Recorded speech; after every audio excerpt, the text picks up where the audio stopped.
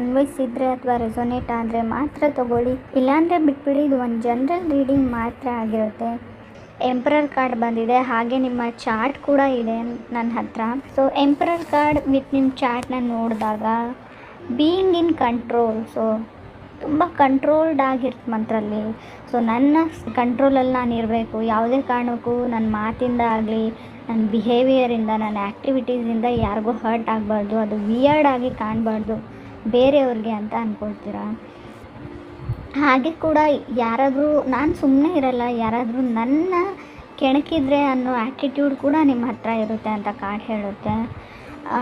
ಡೈರೆಕ್ಟಾಗಿ ಹೇಳಬೇಕಾದ್ರೆ ನೀವು ನಿಮಗೋಸ್ಕರ ಇರುವಂಥ ಮಂತು ಅಂತ ಹೇಳ್ಬೋದು. ರೀಚಿಂಗ್ ದಿ ಟಾಪ್ ಅಂತ ಹೇಳ್ತೀನಿ ನಾನು ಎಂಪರರ್ ಕಾರ್ಡ್ ಇರೋದ್ರಿಂದ. Show up time. ಕೆಲವ್ರಿಗೆ ಅನಿಸ್ಬೋದು ಇಲ್ಲೆಲ್ಲೂ ಲವ್ ಇಲ್ಲ, ದೇರ್ ಈಸ್ ನೋ ಲವ್ ಅಂತ ಅನಿಸುತ್ತೆ ನಿಮಗೆ. ಸೆಕೆಂಡ್ ಕಾರ್ಡ್ ಲವರ್ಸ್ ಕಾರ್ಡ್ ಬಂದಿದೆ, ಇಲ್ಲ ಅಂತ ಅಂದ್ಕೊಂಡ್ರು ಕೂಡ. ಸೊ ಡೈಲಿ ವೇಕಪ್ ಆದಾಗ ನೀವೇನು ಸ್ಯಾಡ್ ಮೂಡಲ್ಲಿ ಹೇಳಲ್ಲ, ತುಂಬ ಮೋಟಿವೇಟೆಡ್ ಆಗಿರ್ತೀರ. ಈ ಮಂತು ವೇಕಪ್ ಕಾಲ್ ಥರ ಇರುತ್ತೆ.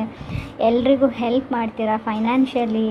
ಸೊ ಹಣಕಾಸಿನ ವಿಷಯದಲ್ಲಿ ನಿಮ್ಮ ಫ್ರೆಂಡ್ಸ್ಗೆ, ನಿಮ್ಮ ಫ್ಯಾಮ್ಲಿಗೆ, ಸೊ ಅವ್ರ ಬಿಲ್ಸ್ನ ಕೊಡೋದ್ರಲ್ಲಿ ನೀವು ಹೆಲ್ಪ್ ಮಾಡ್ತೀರಾ ಅಂತ ಕಾರ್ಡ್ ಹೇಳ್ತಾ ಇದೆ. ಥರ್ಡ್ ಕಾರ್ಡ್ 7 ಆಫ್ ವಾಂಡ್ಸ್ ಬಂದಿದೆ.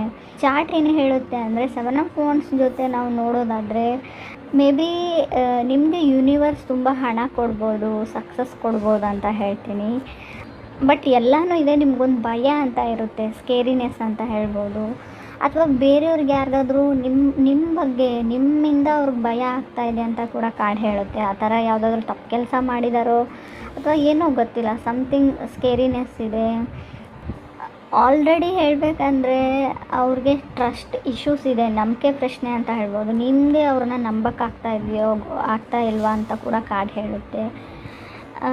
ಕೆಲವ್ರಿಗೆ ನಾನು ಫೋರ್ತ್ ಕಾರ್ಡ್ 8 ಆಫ್ ಪೆಂಟಿಕಲ್ಸ್ ಬಂದಿರೋದ್ರಿಂದ ಮೇ ಬಿ ನಿಮ್ಮನ್ನು ಯಾರಾದರೂ ಬ್ಲೇಮ್ ಮಾಡ್ಬೋದು. ಏನಾಗಿದೆ ನಮ್ಮ ಲೈಫಲ್ಲಿ, ಎಲ್ಲದಕ್ಕೂ ನೀವೇ ಕಾರಣ ಅಂತ ನಿಮಗೆ ಯಾರಾದರೂ ಹೇಳ್ಬೋದು, ಅಥವಾ ನೀವೇ ಯಾರಿಗಾದ್ರೂ ಹೇಳ್ಬೋದು ಅಂತ ಹೇಳ್ತಾ ಇದೆ.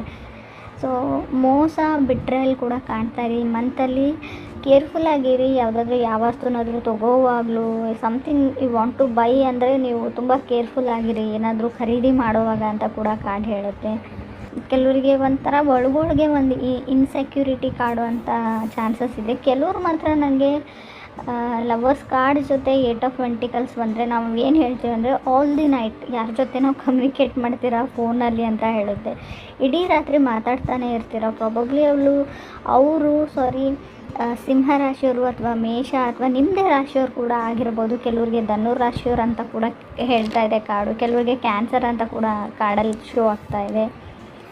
ರೈಟ್ ನಾವು ಹೇಳಬೇಕಂದ್ರೆ ಸಿಂಹ ರಾಶಿಯವ್ರ ಜೊತೆ ಕೆಲವ್ರಿಗೆ ಮಾತ್ರ, ಎಲ್ರಿಗೂ ಅನ್ವಯಿಸಲ್ಲ. ತುಂಬ ಹಿಂದೆ ರಿಲೇಷನ್ಶಿಪ್ಪಲ್ಲಿ ಇದ್ರಿ, ಇವಾಗಲೂ ಇದ್ದರೆ ಒಂದು ಹೇಟ್ರೇಡ್ ಥರ, ಒಂದು ದ್ವೇಷ ಬೆಳ್ಕೊಳ್ಳೋಂಥ ಚಾನ್ಸಸ್ ಇದೆ ಅಂತ ಹೇಳುತ್ತೆ. ತುಂಬ ಕೆರಿಯರ್ ತುಂಬ ಚೆನ್ನಾಗಿದೆ ಅಂತ ನಾನು ಹೇಳ್ತೀನಿ. ಬಿಕಾಸ್ 5th ಕಾರ್ಡ್ ನನಗೆ 10 ಆಫ್ ಪೆಂಟಿಕಲ್ಸ್ ಬಂದಿದೆ. ಕನ್ಸ್ಟ್ರಕ್ಷನ್ ಬಿಸ್ನೆಸ್ಸಲ್ಲಿರೋರಿಗೆ, ಆಲ್ಮೋಸ್ಟ್ ಬಿಸ್ನೆಸ್ ಮಾಡೋರಿಗೆ, ಸಮಥಿಂಗ್ ಏನೋ ಕಟ್ತಾ ಇದ್ದೀರಾ, ಬಿಲ್ಡ್ ಮಾಡ್ತಾ ಇದ್ದೀರಾ, ಅಥವಾ ನಿಮ್ಮ ಮನೆಯೇ ನೀವು ಕಟ್ತಾ ಇರ್ಬೋದು ಅಂತ ಕೂಡ ಹೇಳ್ತಾ ಇದೆ. ತುಂಬ ಡ್ರೈವ್ ಮಾಡ್ತೀರಾ ವರ್ಕ್ಗೋಸ್ಕರ ಅಂತ ಹೇಳ್ಬೋದು. ನೀವೇ ಓನ್ ಡ್ರೈವ್ ಅಂತ ಹೇಳ್ತೀನಿ, ಟ್ರಾವೆಲ್ ಅಂತ ಹೇಳ್ತೀನಿ. ಮೇ ಬಿ ಧನುರಾಶಿಯವರು ಈಗಲೂ ನಿಮ್ಮನ್ನು ಇಷ್ಟಪಡ್ತಾರೆ ಅಂತ ಹೇಳುತ್ತೆ. ಕೆಲವ್ರಿಗೆ ಹೊಸದಾಗಿ ಕೂಡ ಇರ್ಬೋದು. ರಿಯಲ್ ಎಸ್ಟೇಟ್ ಅಥವಾ ತುಂಬ ಜನರ ಜೊತೆ ನೀವು ಕೆಲಸ ಮಾಡ್ತೀರಾ, ಬಿಸ್ನೆಸ್ ಪಾರ್ಟ್ನರ್ಸ್ ಇದ್ದಾರೆ ಅಂದರೆ ಮೇ ಬಿ ಅವ್ರು ನಿಮಗೆ ಮೋಸ ಮಾಡೋ ಚಾನ್ಸಸ್ ಇದೆ. ಎಲ್ರಿಗೂ ಅಲ್ಲ ಫ್ರೆಂಡ್ಸ್, ಕೆಲವರು.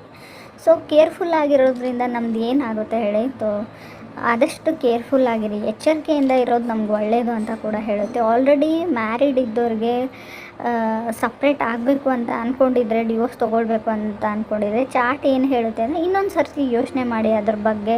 ಸೊ ಆಮೇಲೆ ರಿಗ್ರೆಟ್ ಮಾಡ್ಕೊಳ್ಳೋವಂಥ ಚಾನ್ಸಸ್ ಇದೆ ಅಂತ ಕೂಡ ಕಾರ್ಡ್ಸು ಹೇಳ್ತಾ ಇದೆ. ರೀಥಿಂಕ್ ಮಾಡಿ.